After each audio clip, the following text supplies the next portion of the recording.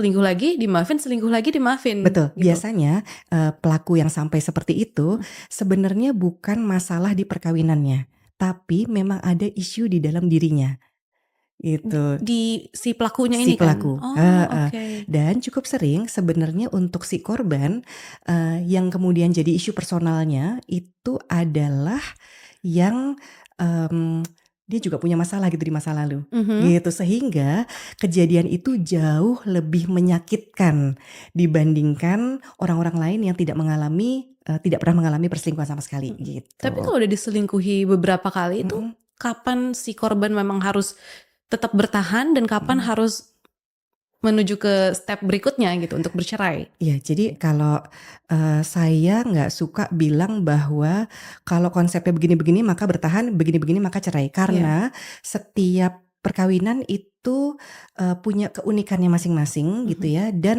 seringkali sebetulnya ketika ditelaah lebih lanjut, ternyata masih ada banyak sekali alasan untuk mempertahankan perkawinan mereka, gitu. Oke. Jadi, jangan dulu bilang bahwa, "Oh yang kayak gini pasti akan cerai," belum tentu, Mhm. gitu ya. Kalau misalnya memang terjadi, beberapa kali perselingkuhan, sebenarnya yang perlu diperbaiki adalah dua-duanya, gitu. Mhm.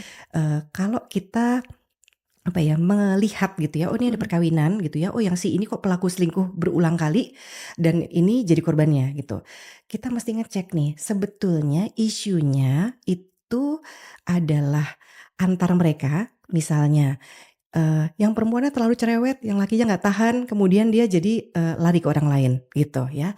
Atau, itu hanya salah satunya ya, atau misalnya memang si, korban itu ternyata, terlalu mudah terluka gitu ya, atau terlalu mendominasi, atau terlalu apa gitu yang membuat emang ini nggak tahan gitu. Jadi ada personal issue atau personal problem yang bikin, pelaku jadi nggak tahan kemudian dia melakukan perselingkuhan Oke. gitu.